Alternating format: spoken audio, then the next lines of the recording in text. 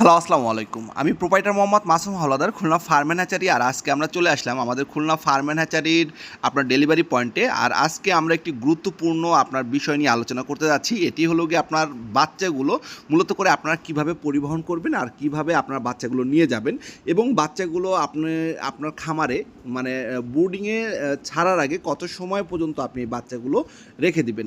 মূলত করে আপনারা যারা বিভিন্ন স্থান থেকে বা বিভিন্ন জায়গা থেকে আপনার বাচ্চাগুলো সংগ্রহ করতে আসেন তাদের উদ্দেশ্য করে বলছি, যারা মূলত করে বাচ্চা সংগ্রহ করতে আসেন তারা অবশ্যই বাচ্চাগুলো আমাদের যে নির্ধারিত যে আপনার প্যাকেজিং যে কার্টুন আছে সেই কার্টুনে করে আমরা মূলত করে বাচ্চাগুলো দিয়ে থাকি। আর এই বাচ্চাগুলো আপনারা যখন নিয়ে যাবেন অবশ্যই একটু সতর্কতার সহিত মানে বাচ্চাগুলো আপনারা নিয়ে যাবেন, যাতে করে বাচ্চাগুলো আপনার ধকল বা লাড়াচাড়া কম পায়। যেহেতু আপনার এই বাচ্চাগুলো আপনার কাঁচা বাচ্চা বলি আমরা, যেহেতু আপনার একদিন বয়সের বাচ্চা মানে আপনার এখনও এদের নাভিটি আপনার শুকায়নি, সেই ক্ষেত্রে অবশ্যই আপনার এই বাচ্চাগুলোকে আপনার পরম যত্ন করে আপনারা নিয়ে যেতে হবে, যাতে করে বাচ্চাগুলো ধকল একটু কম পায়। আর এই বাচ্চাগুলো নিয়ে যাওয়ার পরবর্তী সময়েই আপনারা অনেকেই যেই ভুলটি করে থাকেন, আপনারা নিয়ে গিয়েই আপনার সাথে সাথে বাচ্চাগুলোকে আপনার বোর্ডিংয়ে ছেড়ে দেন, আর বোর্ডিংয়ে ছাড়ার সাথে সাথেই আপনারা খাবার এবং পানি দিয়ে দেন। এটি করা যাবে না। এটি ক্ষেত্রে আপনার যদি অনেক সময় আমরা যে সময় আমরা মানুষের ক্ষেত্রেই সাপোজ একটি ধারণা ধরি, যখন আমরা কোনো স্থান থেকে অন্য স্থানে আপনার জার্নি করে যাই, জার্নি করার পরে আমরা প্রথমত কিন্তু রেস্ট নেই, এর পরবর্তীতে আমরা পানি বা খাবার যেটাই গ্রহণ করি না কেন। আর সেম একই ক্যাটাগরিতে আপনার এই মুরগির বাচ্চাগুলো আপনি যখন আমাদের খুলনা ফার্ম অ্যান্ড হ্যাচারি থেকে আপনার খামার পর্যন্ত নিয়ে যাবেন, অবশ্যই আপনি সতর্কতার সহিত বা আপনার বাচ্চাগুলো যেন আপনার বেশি নাড়াচড়া না পড়ে এবং আপনার যেন বাচ্চাগুলো সুন্দর এবং সুষ্ঠুভাবে আপনার নিয়ে যেতে পারেন সেটি আগে নিশ্চিত করতে হবে।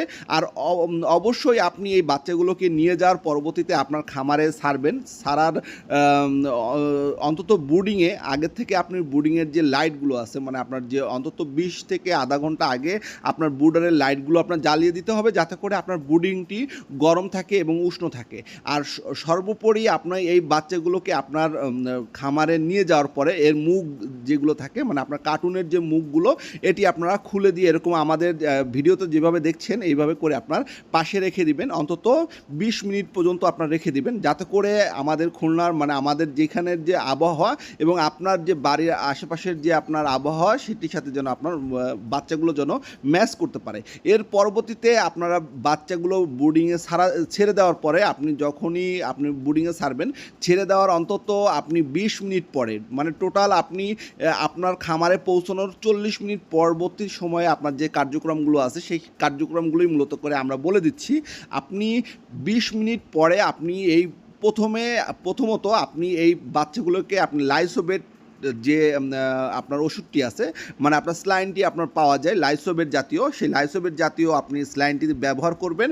যদি আপনার আশেপাশে লাইসোবেট যদি পাওয়া না যায়, সেই ক্ষেত্রে আপনি 1 লিটার পানিতে আপনি 100 গ্রাম চিনি ব্যবহার করবেন, সেই ক্ষেত্রে আপনার ভালো রেজাল্ট পাওয়া যায়। আর অবশ্যই আপনি পানি প্রথমে দিবেন মানে আপনার লাইসোবেট মিশ্রিত পানি বা আপনার স্লাইনের পানি আগে দিবেন, তার পরবর্তীতে আপনি অন্তত 20 মিনিট পরে আবার খাবারটি দিবেন। এতে করে আপনার যখনই আপনি মানে বাচ্চাগুলো যখন জার্নি করে যায় এদের আপনার গলাটা অনেক সময় শুকনো থাকে, আর আপনি যদি প্রথমতই আপনি এদেরকে খাবার দিয়ে দেন সেই ক্ষেত্রে আপনার বাচ্চাগুলোর আপনার গলায় খাবার আটকে যেয়ে মারা যেতে পারে। আর সেই ক্ষেত্রে অবশ্যই আপনি আপনার খামারে 100% আগে প্রথমে বাচ্চাগুলো নিয়ে যাওয়ার সাথে সাথে আপনি বা বোর্ডিংয়ে ছাড়ার পরবর্তী 20 মিনিট পরে আপনি পানি দিবেন এবং তার 20 মিনিট পরে আপনি খাবার দিবেন। আজ এ পর্যন্তই। আর এরকম আপনার ভিডিওগুলো পেতে আমাদের ইউটিউব চ্যানেলটি আপনারা সাবস্ক্রাইব করে রাখবেন। ধন্যবাদ।